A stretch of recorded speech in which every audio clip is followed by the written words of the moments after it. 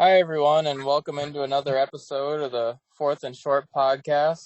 This is already our third one, and tonight we're excited to talk with Brian Harrell, who is an official who lives in Ohio, about managing change of possession situations, also including scrimmage downs and scrimmage kicks. Brian, would you like to introduce our guest for us? Sure. My name is Brian Kenny. I'm in Wisconsin Dells, Wisconsin. I'm part of the Wisconsin River Officials Association with Cole. And one of the things that I'm really excited to talk about tonight is something that I think really impacts a lot of five-person football crews. And we're going to be specifically talking about five-person vulnerabilities when it comes to scrimmage kick situations, in particular scrimmage downs. And we're also going to talk briefly about try for point situations where we can get, caught off guard, and we have to be thinking deeply about those plays and what could potentially happen, even if it has never happened. We need to be on top of those things. So I'm really excited to have Brian Harrell with us. Brian has got some roots in Wisconsin. I'll let him talk about that when I turn it over to him. And he's pretty passionate about football. I'm on a lot of Facebook pages with Brian, and he's always responding and challenging people's thinking, and he's very on top of the rules, and it shows in his growth and development. He's part of the Collegiate Officials Consortium, the COC, and is getting some chances to work higher level of football, and he deserves it because he knows his stuff. So Brian, we're excited to have you with us tonight, talking about some really important things. Every time the ball is kicked, it's going from one team to another, and that's a very vulnerable situation for us. Yeah, absolutely. The kicking game, I at all levels, is scary. I think that's the best way to put it. If it's going to go wrong during a football game, if it's going to mess us up, it's going to happen in the kicking game. There's about 150 or 160 plays in any given football game. And the one thing about football is it's one complete game. It's 4 quarters, but it's divided into 160 minutes of time, 7 seconds at a time. And those 7 seconds of the kicking game is what will get us in trouble most of the time. I started this journey of football officiating in 1994. I was the youngest guy in our association. I was 18 years old, fresh out of high school.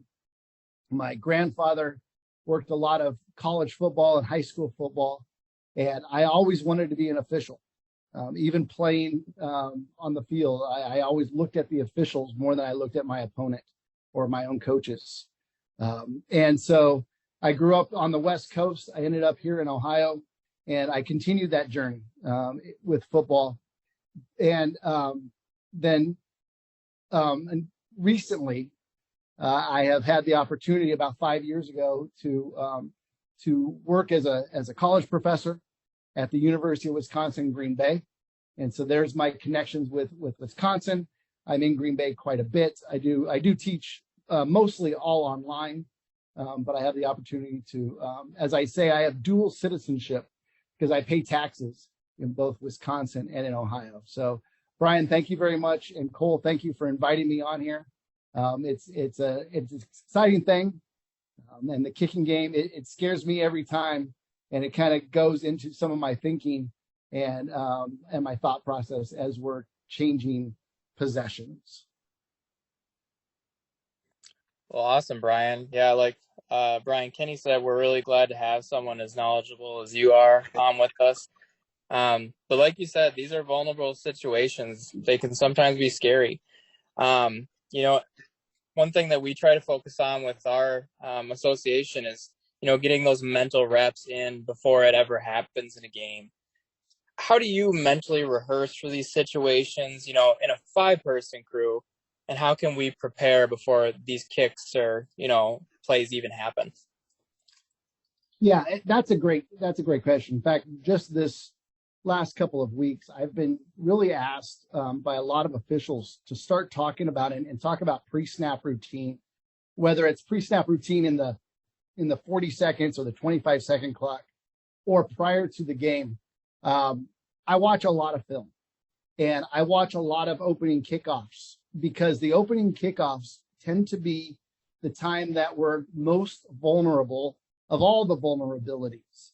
We aren't quite, we've got our feet on the grass, on the turf, but mentally we're just kind of bringing ourselves into the game sometimes. And if we're not careful, that opening kickoff will set the tone for the rest of the game. I had a game earlier this year where the whistle blew and the kick kicked, and our crew wasn't quite ready to go. And at the end of that play, there's a player on the turf. He was injured, and none of us knew how he got there. We were just kind of going through the motions. And I think part of that is the 25-minute, the 40-minute, however much time you give yourself prior to the game to be on the field. In that time, while people are warming up, we should be warming up. We should be moving up and down the field. We should be mentally rehearsing these situations, both scrimmage kicks and free kicks. Those are the times that we need to go. For free kicks, I always think this is going to be an onside kick. This is going to be a short kick. This is going to have something to do with the first 15 yards of the field. So between the 40 and the 55, 40 and the 45 plus 5, we need to be really aware of that. Once that kick goes into the air and beyond, I'm like, oh, thank goodness, because now we've checked that one off of our list. We need to be able to, identify these keys, and whether we're watching keys or we're zoning up real quick, we have a total of 10 eyes on a field with a 5-man crew. We need to be able to see 22 players on a free kick running as fast as they can to run into each other and to try to take that ball back.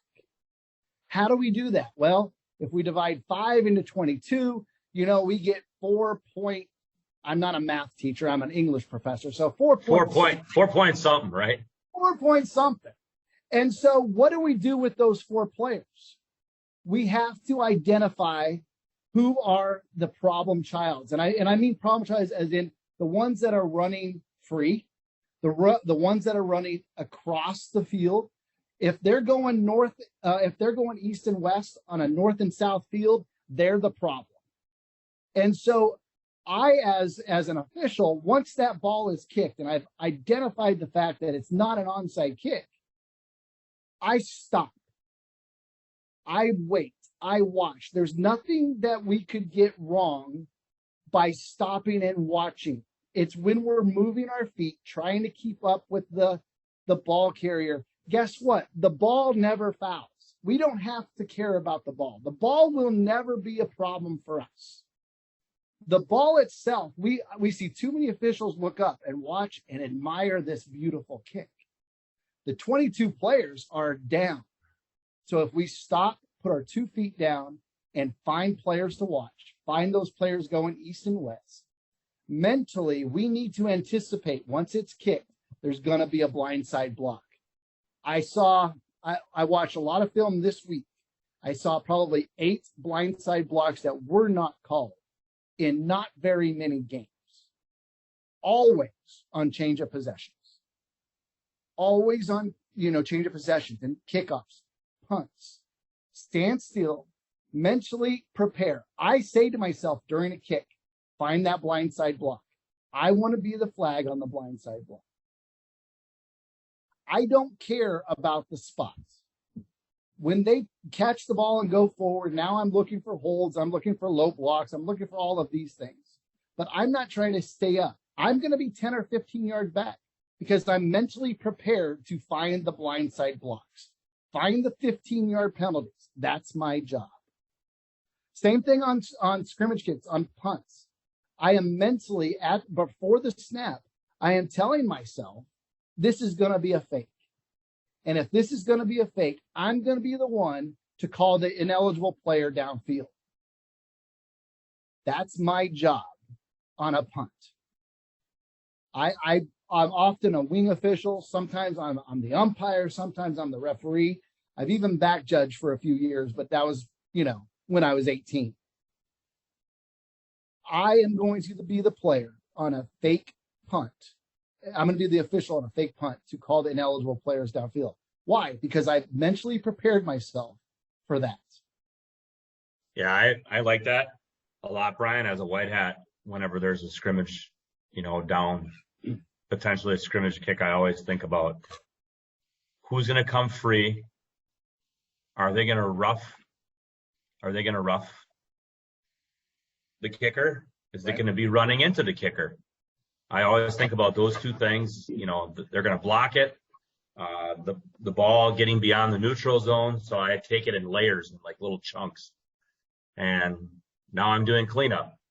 So having those roles is, I think, really important. And you hit on all those things. So we have our roles and we have these things that we know are going to happen. We also have rules on scrimmage kicks that are kind of almost layered as well. What happens between the time the ball is snapped and then what happens once the ball goes beyond the neutral zone? Can you talk about, I know we don't have a lot of time, obviously, because it's a podcast, but if you could give the magic wand of like the rules that apply to a scrimmage kick from the time it's snapped until the time the kick ends, and then things that happen after the kick ends. Yeah. What's a good way to talk about that? No, absolutely. So I've identified 7 rules that we need to be aware of, and in chronological order as close as I could. Number 1 is the numbering exception. When we are in a scrimmage kick formation, we need to know, and it's 4th down, we need to know who those 5 players are on the field that are not 50 to 79. So that's the number 1 thing I need to be aware of, because a lot of weird things will happen, especially on fakes with that. So know your numbering exceptions, know the rules around that. And then it's anything pre-kick, it's at the snap. So those fouls at the snap, like holding both on K and on R, pull and shoots, things like that. Face masks off as soon as they get off the line.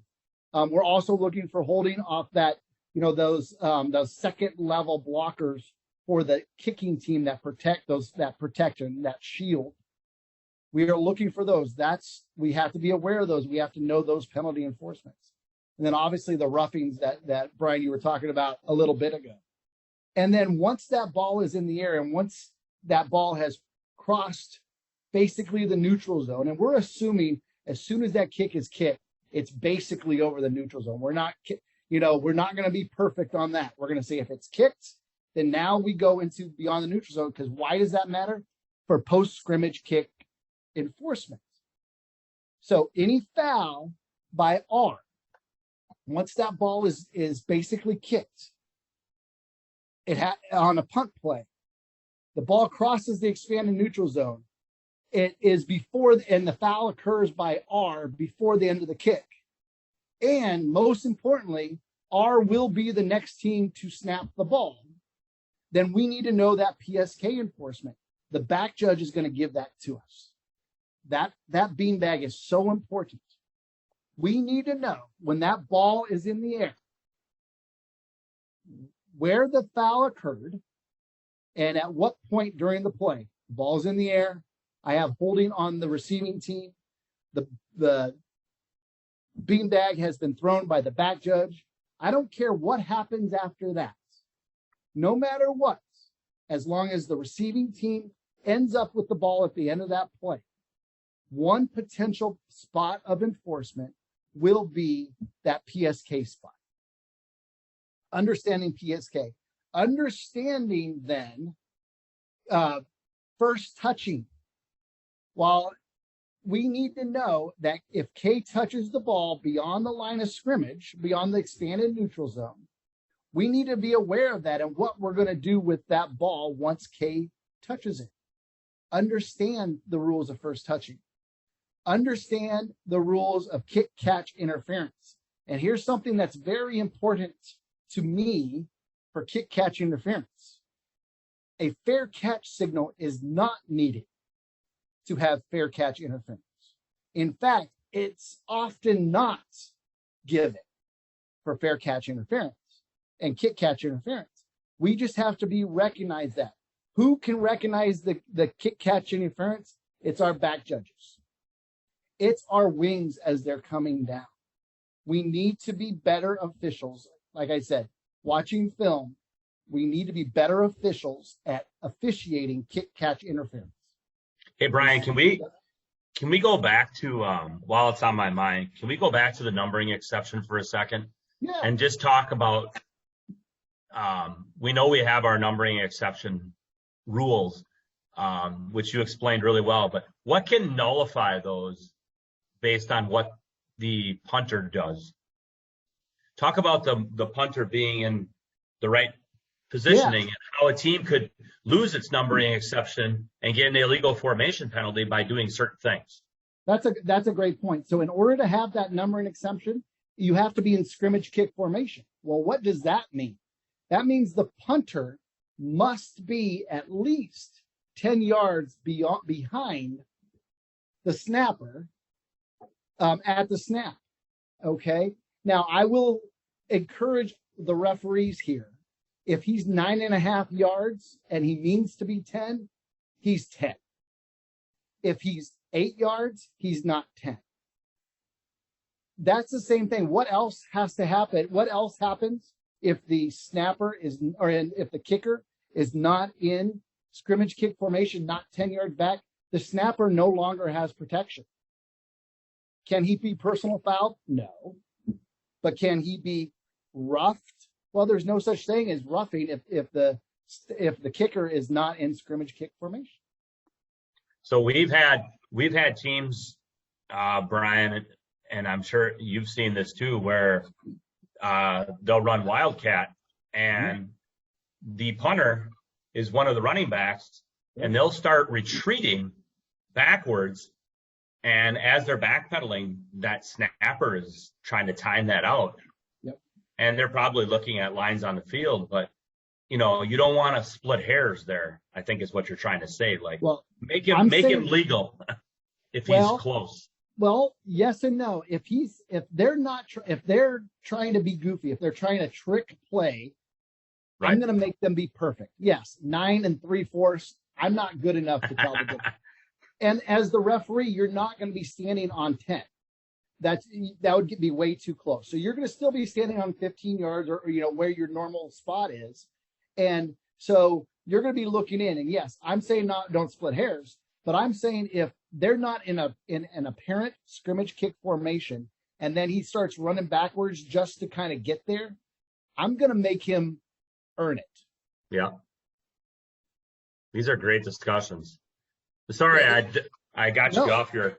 No, I like it system. Because going into kind of what we'll be talking about. But one last thing, we need to be better officials when K fouls, when the kicker fouls, when a kicking team player fouls.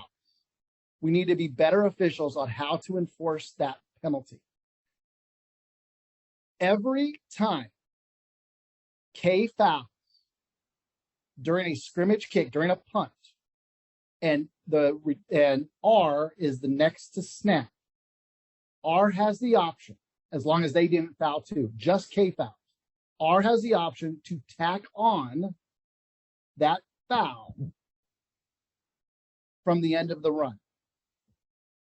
So we have, let's say, an illegal formation, and then it's fair caught on the 35-yard line. R has the option to put it on the 40 or re-kick or replay the down. If we have holding on K at the snap, they have the option at the end of the play, if R has the ball, to add 10 yards to that. If we have a face mask foul on K prior to the kick, they have the option to add 15 to that. Fouls by K during a scrimmage kick and during a free kick can be added on to the succeeding spots as long as nothing else happens. We need to be better at that. Can you talk, Brian, about what happens when K fouls when the ball has gone beyond the neutral zone. What are our options then? Because I think it's really important for officials to have this dialogue, and sometimes we'll go hot mic. So if we're all using radios, anytime we have PSK discussions, we go hot mic. Mm-hmm. So everybody can hear it.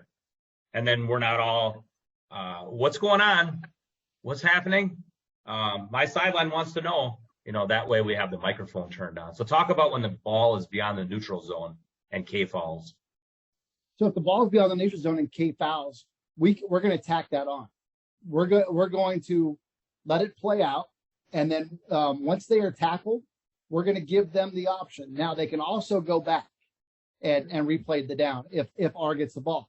If K gets the ball and it's a K foul and K gets the ball, the only place we can enforce it from is from the previous spot.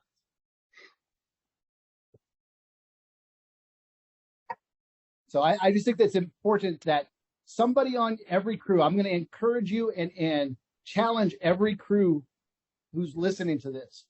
One person on every crew is in charge of any of fouls by K during a scrimmage or a free kick to make sure it's enforced correct. Yeah, if one guy knows it on your crew, you will get it right every single time. And that's right. Be the rules guy on your crew so you can save your crewmates. It makes you look really good at the crew overall. And it sure makes you feel good when you save your buddies too. Absolutely. Now, let's kind of jump to field goals and attempts and how that ties into scrimmage downs and scrimmage type situations. What makes these plays so unique? And, because it seems like these are the plays that stump, coaches. They don't really know the rules, but also officials, just like you were talking about, a lot of, incorrect enforcements. So how do you handle these type of situations? Yeah, so field goals, it's real simple. Put the whistle away. Field goals, it's real simple. Put the whistle away. Sure, we have pre-snap fouls. We have false starts. We have encroachments. But other than that, and perhaps a delay of game every once in a while, what gets officials in the most trouble during field goals are inadvertent whistles. Why do we have inadvertent whistles on field goals?